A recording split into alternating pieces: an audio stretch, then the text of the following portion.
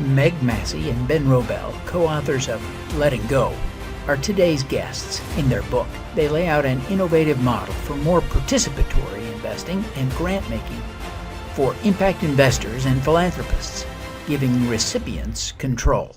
They'll also share insights about their superpower, empathy, which motivates their work.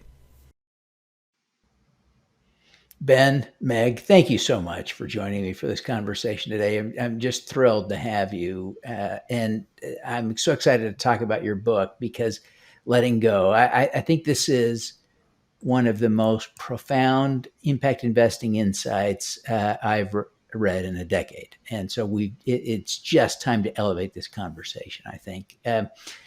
Meg, maybe you would just take a minute and tell people about the fundamental premise of the book, so that I don't mess it up. Sure. Letting Go, the premise is really in the subtitle, how philanthropists and impact investors can do more good by giving up control. And in it, we talk about how funders can and should integrate the people that they're hoping to serve and support with their funding into the decision-making process. That is a key principle. Ben, do you want to add anything? Sure. So when we started writing the book, we had to decide, do we want to focus on the world of philanthropy and grant making, or the world of impact investing and funding social entrepreneurs? And we made what may have been a foolish decision to focus on both. Could have been two books. But, the two worlds are very different. Often people who fund nonprofits and people who fund social entrepreneurs aren't necessarily speaking to each other or learning best practices from each other. But at the same time, what we say in the book is that a lot of the general principles are the same. Both philanthropy and impact investing are at heart problem solving. You identify a problem, you look for people who can solve it, and then you make a decision about who should receive resources. And in both cases, we make the case, we tell the history of the idea of participatory funding, both participatory grant making, and then this newer idea of participatory impact investing, which, like Meg said, involves asking people with lived experience of the problem to weigh in on funding decisions. Now, Village Capital uses a variation on this with respect to allocating capital in its portfolios, right? So the participants in the cohort make the decision about who gets the money at the end of an 8 or 12 week program. Right. I'm forgetting now how long it is, but that's a little bit different, isn't it, than what you're talking about here? But did your experience at Village Capital guide you to this insight, or help us draw the connection, Ben, between your Village Capital experience in the book? Sure. So Village Capital, I'm sure your listeners are familiar. The model we have is called peer selected investment, and we bring together 12 entrepreneurs that are working in the same sector but not direct competitors. Often, 12 African entrepreneurs working on fintech, for instance. We put them through a training investment readiness program. Everyone gets a benefit out of it, but at the end of the program, the group engages in this very open, transparent ranking process and ultimately selects two of their peers to receive funding from our fund. So it's not so that idea, the mechanics of it are actually more about asking social entrepreneurs to make decisions rather than, let's say, people living in a specific community or people with people with disabilities, like we've seen with some other participatory funding models. But the rationale, the reasoning behind it is the same. The idea that the reason Village Capital was created by Ross Baird, and others early on was because venture capital, they argued is a very closed off, hegemonic sphere where a few people in a few cities are making decisions about our collective future, and ultimately that's the thinking behind a lot of these participatory processes. Philanthropy is largely male, largely white.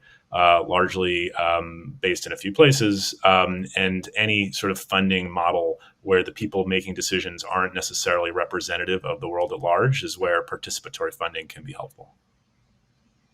Yeah, I think this is, profoundly, earth-shakingly important. Meg, tell us a little bit about how you made this connection personally. How did you get from wherever you have been as a journalist to seeing the value of participatory philanthropy and impact investing? Sure. It goes back to before my journalist days when I was a very committed English major at Mount Holyoke College and never took one economics class because I figured I'm just going to be writing. What would I need this for? And my career since then has proven me wrong. But I was lucky enough to be in kind of the ground floor of pay for success and social impact bonds in the U.S. I had a role in the Obama White House where that was part of my portfolio as a policy analyst. From there, I moved to the Urban Institute, working as a communications lead with their Pay for Success team, and then to the Global Steering Group for Impact Investment as Director of Communications. And in those two roles, a lot of what my role ended up being was how do we explain what we're doing to people outside this room?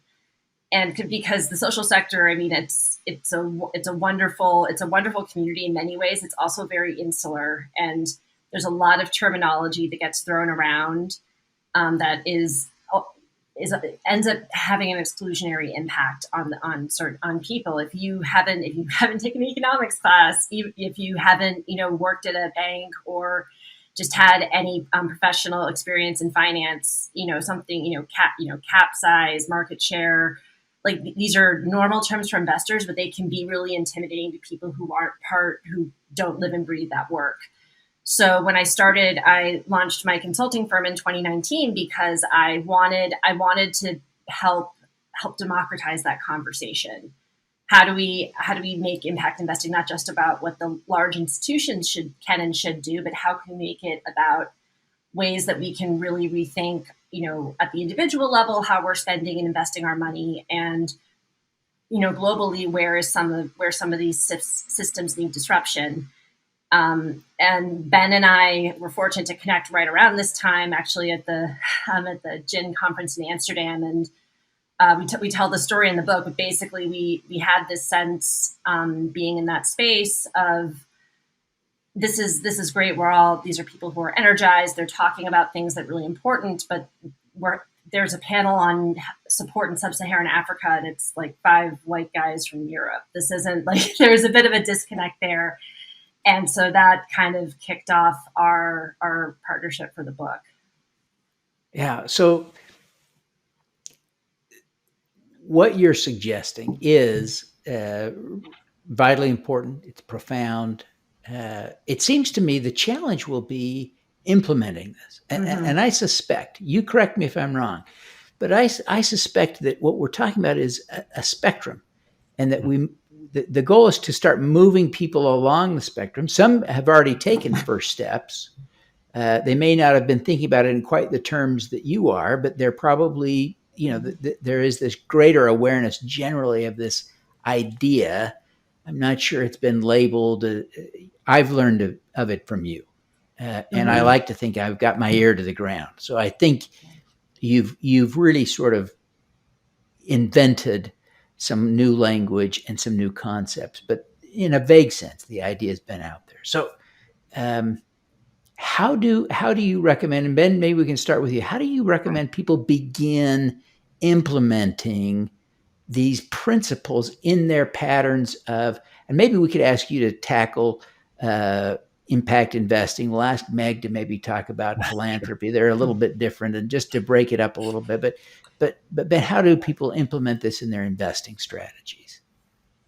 Sure. Well, we like to think of the spectrum maybe on its side like a ladder. And there's this image we use, the ladder of participation.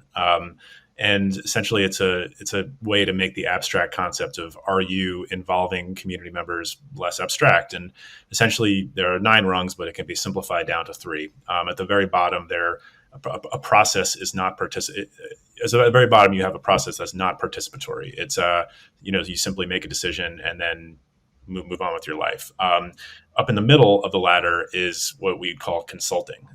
Sometimes it is just worse. It's maybe token listening, where you're saying, hey, we're going to hold a community meeting. We're going to invite folks to join a Zoom and weigh in on sort of our investment strategy. But ultimately, there's no teeth to that. The funder can ultimately make whatever decision they want to make.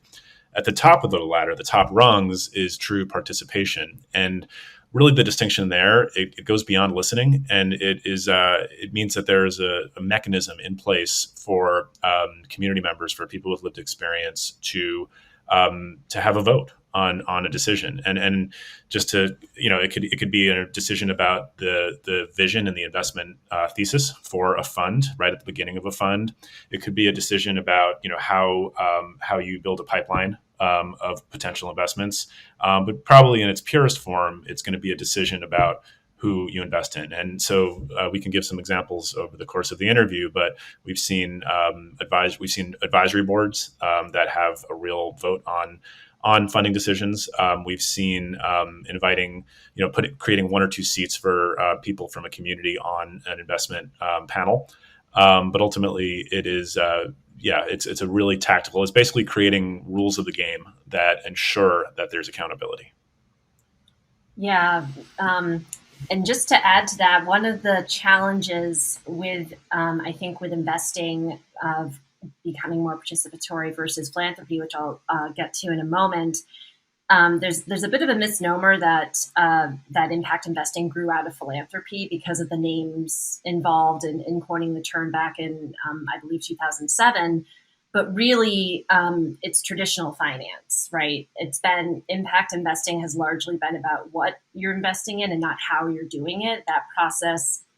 And there's a lot of, top down, there's a lot of non-participation baked into some of that decision making, which is also baked into traditional investing. So we can speak about this more, but there's an opportunity there to kind of flip that on its head. On the philanthropy side, the best way to get started, I'll start by pointing everyone to a resource, participatorygrantmaking.org. This was one of the really exciting things to come out of the pandemic. Brad and I were interviewing different participatory grant makers around the world. They started a Google group, which then turned into a Slack community, which went from those dozen people to now over 700 members around the world. And participatory grant making is when, again, the community that would benefit most from the funding has a say in what gets funded. And we identified 2 types of participatory grant makers, ones that are more issue-based. The Disability Rights Fund is one that we profile and talk about quite a bit in the book.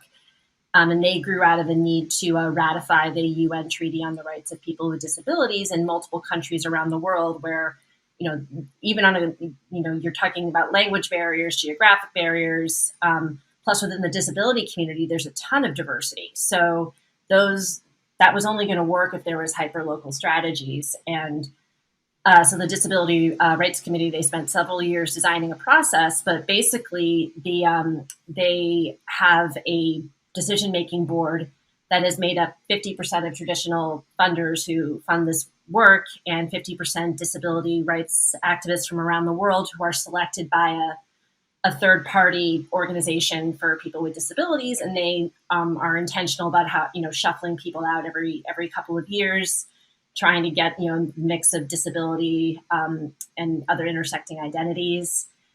And that might be the most straightforward, like kind of in its purest form.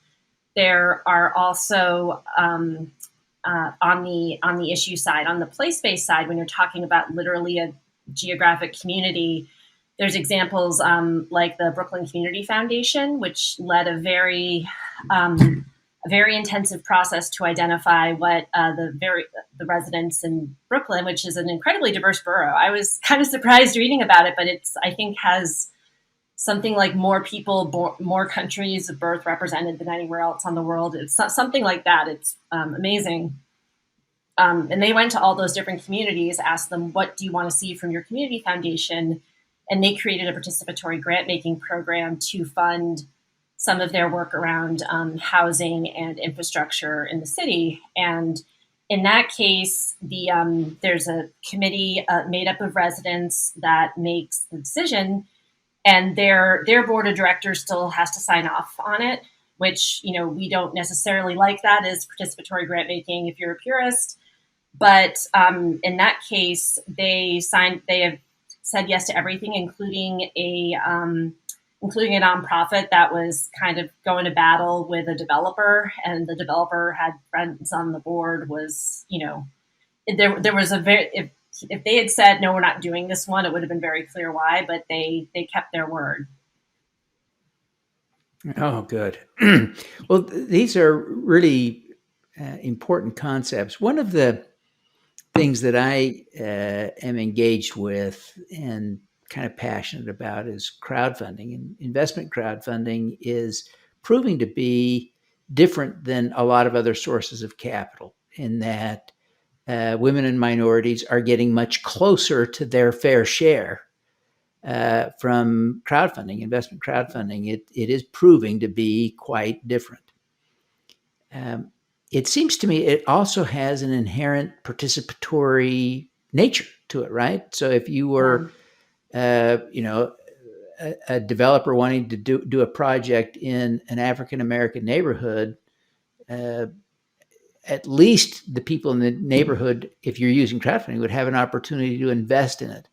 Have you looked at, and I apologize for not finishing the book yet, but have you looked at crowdfunding as a mechanism for participatory impact investing, and what best practices might be? Yeah, we initially actually had a longer section in the book on technology and how technology facilitates participation that got trimmed down a lot, although we'll be sharing it in blogs and stuff going forward. But with equity crowdfunding, which is, Ben knows it's one of my favorite topics, what's really exciting about equity crowdfunding is the way that it can push at the some of those like challenges in traditional finance and make it finance more participatory as a whole. The story that we tell in the book is about a equity crowdfunding platform called Fundana, and they are for cannabis-related startups. And they're solving a very clear and ongoing problem, which is that the pot is legal in some states, it's not legal in others. It's still, scheduled at the federal level. So most banks and most financial institutions either are legally prevented from giving loans to anything with cannabis in the name, or they just don't want to because they think it's a reputational risk. And you also, on top of that, have a lot of entrepreneurs who are coming from communities that were negatively impacted by the drug laws, who don't have access to the capital that others might for a friends and family round. And so Fundana has been we interviewed an entrepreneur who's now I believe the first Black cannabis entrepreneur in Massachusetts to get his license, and he raised a round on Fundana. And I like that example because, again, it's solving a clear problem to do with financing when you have these varying state laws. I also like the hyper local element that you mentioned, that it's looking around you and saying, when we have friends who don't work in this field say, okay, well, what can I do? How do I become an impact investor? And there's a very long answer to that, but there's a very short one, and it's to say, where in your community do you see movement, and how can you support that? Yeah. Well, and crowdfunding now gives us a great tool for that. Ben, as you look at this from the standpoint of a venture capitalist, how do you think about crowdfunding as addressing, participatory impact investing? I think it can be helpful on the level of small businesses and local community investment. I think when you're talking about, just maybe to throw a little cold water on the idea of with venture capital, if you're looking at seed rounds that are now exceeding $5 million, I think it can be hard to get a crowdfunding up to that level. But I think that the real gap, like Meg said, is in the friends and family round, and just getting that early start, letting someone try and fail a few times with an initial 50 to 100K, it can be really helpful there. And I think that what I'm really excited about is sort of mutations and permutations of what crowdfunding could look like. And one of the funds we profile in the book is the Boston Ujima Fund, which is they build themselves, and we haven't disproved it as the first ever democratic investment fund in the United States. And they essentially are an investment fund for local small businesses in South Boston, and anyone can invest in can put some money into the fund for as little as $50.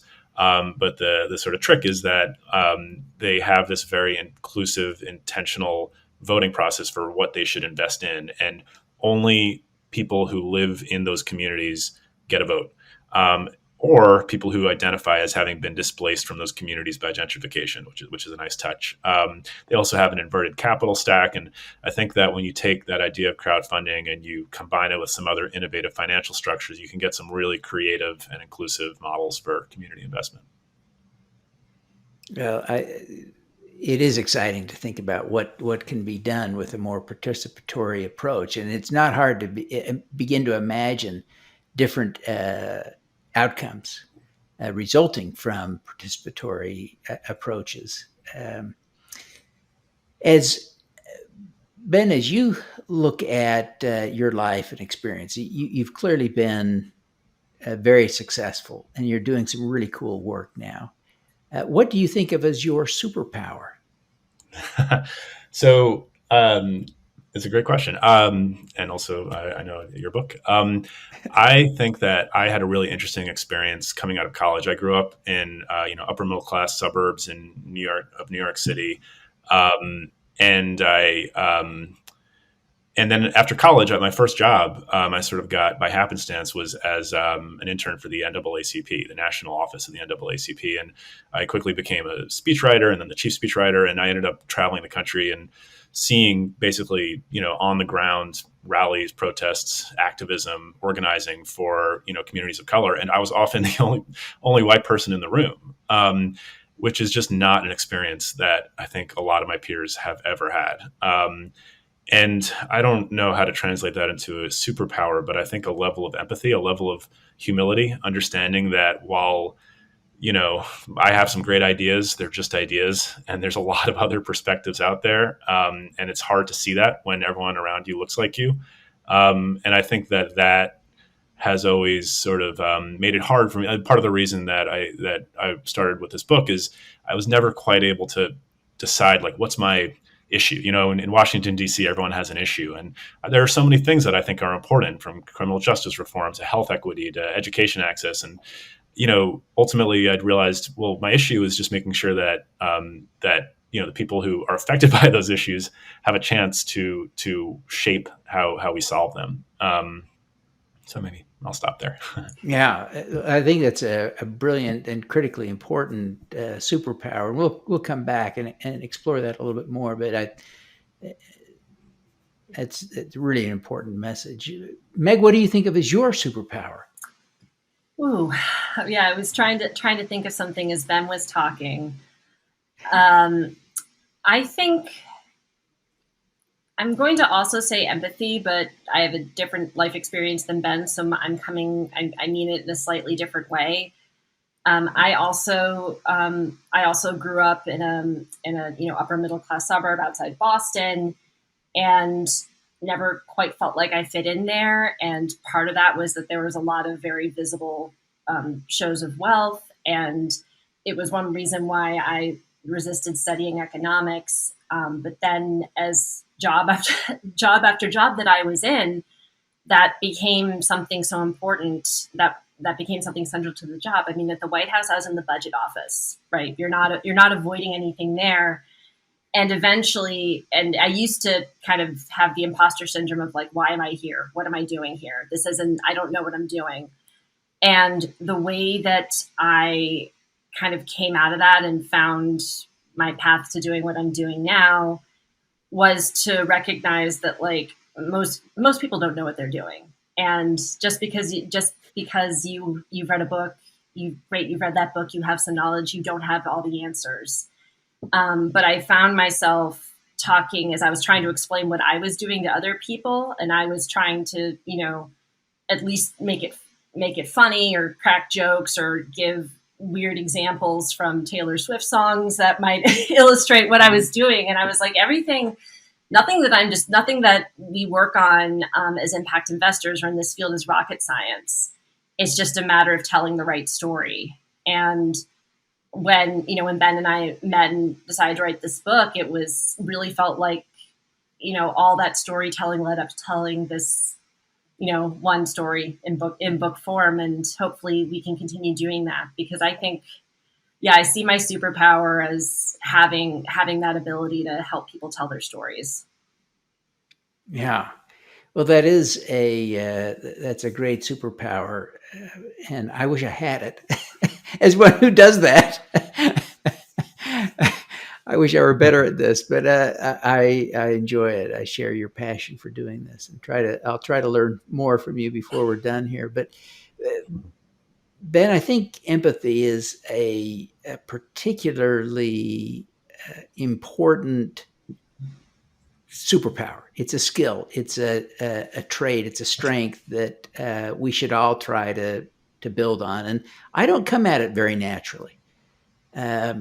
I was raised in a little bit more of a, judgmental kind of choose the right kind of environment, where I was more trained to judge than to empathize, than to try to understand. And so it's been kind of a lifelong struggle to really develop that empathy. How have you developed it, and how would you encourage other people to develop it, Ben?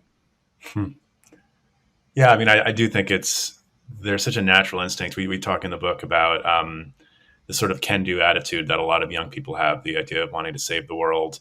And it's this perfect, if there's a problem out there, it can be solved. And if it can be solved, it can be solved by the power of your own intellect, just like a homework assignment in a liberal arts college, right? And we're like, it's the perfect attitude for a generation raised on the optimism of the West Wing and the clean logic of Freakonomics, right? Everything is solvable, and you just have to kind of sit down with it like a term paper.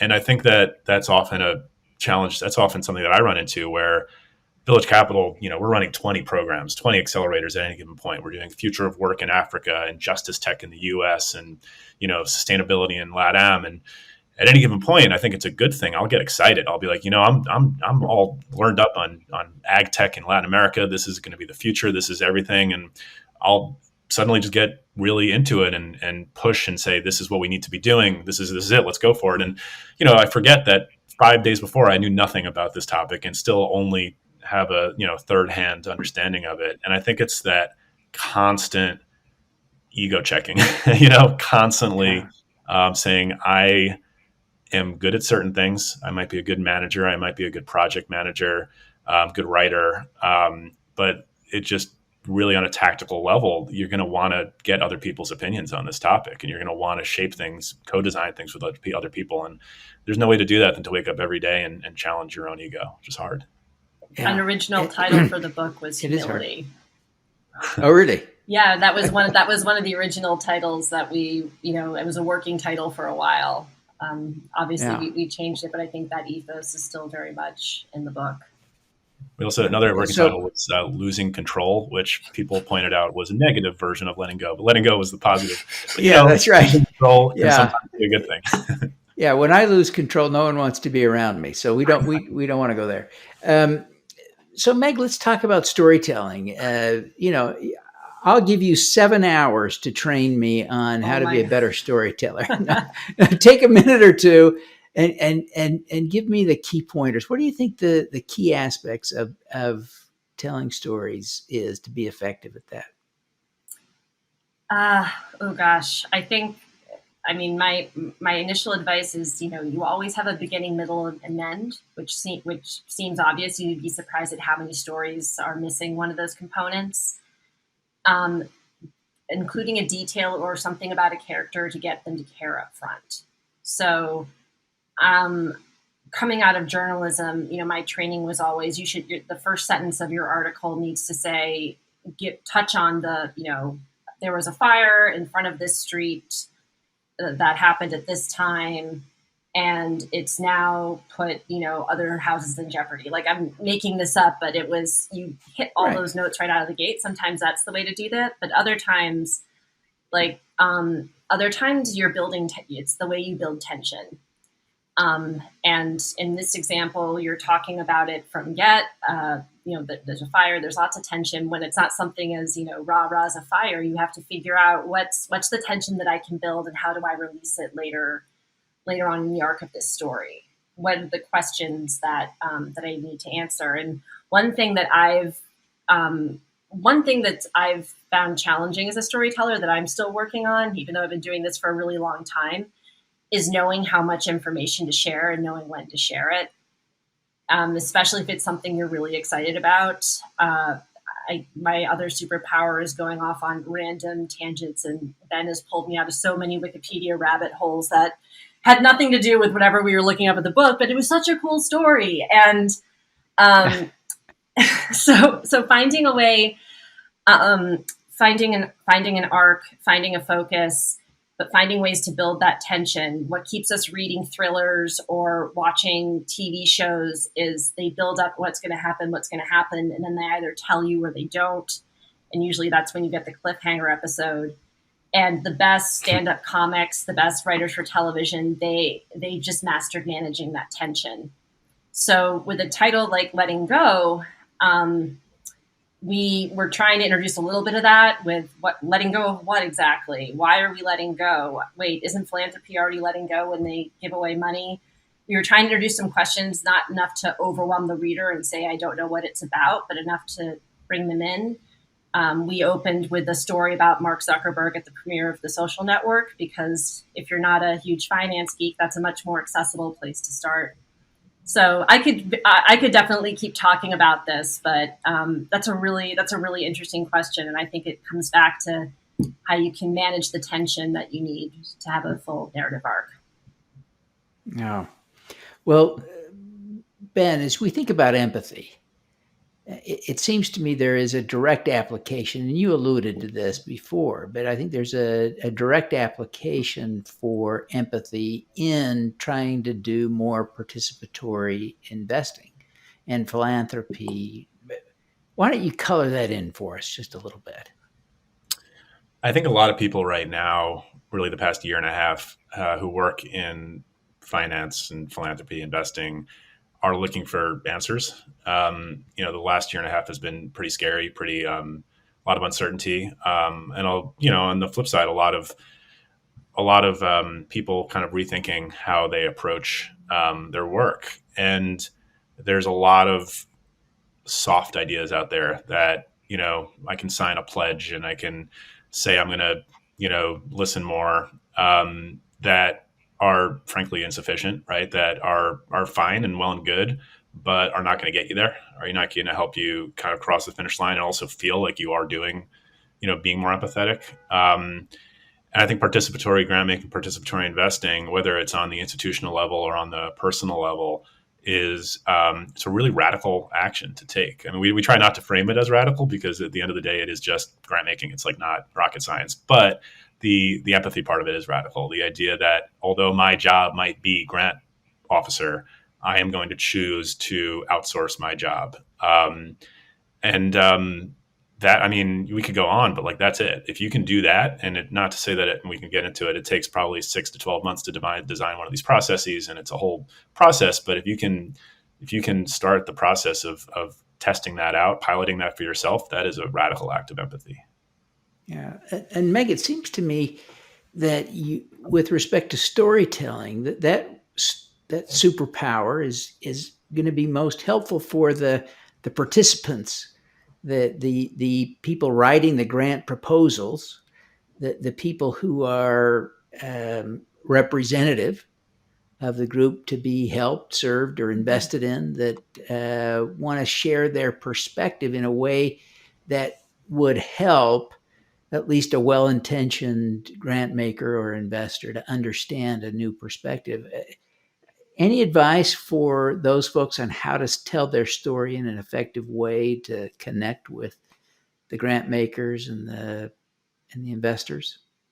Yeah, one, just recently we published a post on our we have a Medium channel, and We wrote about the funding for abortion rights because of what's happening in Texas, but we also wrote about several of the women's funds, many of which are participatory.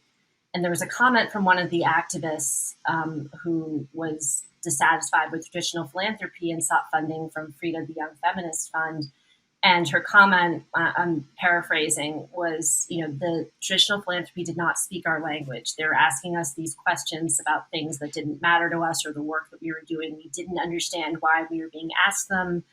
They wanted us to have, a truckload of documents, and we were a new organization.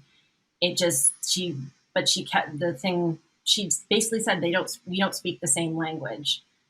I think storytelling is a universal language, and the question is how to fit that in, how to align it, how to align the need for storytelling among funders with participants. That there's usually on the participant side, yes, needing to learn how to tell your story, and on the funder side, not expecting, also having that humility of they're not going to get it right the first time. When Mama Cash, which is one of the women's funds that made the transition to becoming fully participatory, and they found that their staff, rather than kind of being grant analysts and making all these decisions, they were facilitating the process of having their current and former grantees review applications and vote, which was the participatory process they agreed on. They were given this role, and they were also trained in how to do it. We've had conversations with others in this field that, there is a wrong way to do participatory grant making. And that wrong way is, among other things, just saying, okay, here you go. Pick a grantee, any grantee, have fun. And if no one's reviewed grant applications before, then it's not going to go very well. So it's how do we build capacity in one another? And I think storytelling can be a way to do that. But I think it starts with that. It starts with building trust on that individual level and understanding that we're here to both the philanthropy and the grantee are there to support one another. Yeah. Well, I think that's critical. Well, Ben and Meg, I'm really grateful that you would take the time to come visit. I appreciate you sharing insights that are this profound. I'm excited about participatory, grant making and investing, and even as I say that, and I am genuinely excited about it, I see the fear, apprehension, and concerns of the investors and grant makers, and including, the staff, the folks making $75,000 a year, making grants, feeling like their jobs are threatened. And so there's a whole lot going on here, but this is a vitally important conversation. And I thank you for starting it with your book, and thank you for joining me today to talk about it. Meg and then Ben, let me invite you both as we wrap up now to just take a minute and tell people how they can get the book, connect with you personally, learn more about what you're doing, et cetera, and include your social media handles or whatever you want to share. Sure. So you can order the book at lettinggobook.org. That's where you can get hardcover copies. If you're an ebook person, you can get it on Amazon Kindle. If you search for Letting Go, Ben Wrobel, Meg Massey. Turns out there's a few books on Amazon named Letting Go. We're the one that's not religious. And as for me personally, my website is megmassey.co, and you can also find me on Twitter at Miss Meg Massey, MS Meg Massey. Excellent. Ben? Sure. You can learn about Village Capital and our participatory model at philcap.com. And the best way to reach me, I've actually kicked my Twitter addiction, which I'm pretty proud of, but I'm on LinkedIn all the time. You can just find me on LinkedIn. Okay, fantastic. Well, thank you both again for being here today. Thank you for sharing your thoughts, insights, and your incredible book. And we wish you every success with the book and spreading that message and to have that pervasive influence to really shift the way we do investing and grant making in the world to better serve the people we hope to serve. So thank you and best wishes. Thanks, Devin. Thank you. All righty. Let's do some good. Thank you for tuning in to the Superpowers for Good show. Twice each week, we host changemakers who share their impact, insights, and superpowers. Don't miss another episode. Subscribe today at superpowersforgood.com. That's superpowers, 4, good.com. Be super empowered. Get your copy of the book, Superpowers for Good, as an ebook, audiobook, paperback, or hardcover edition via your favorite online retailer. Interested in having me speak to your company, organization, or association? Visit devinthorpe.com. Then let's talk. Now, keep using your superpowers for good. Together, we can reverse climate change, improve global health, and eradicate poverty.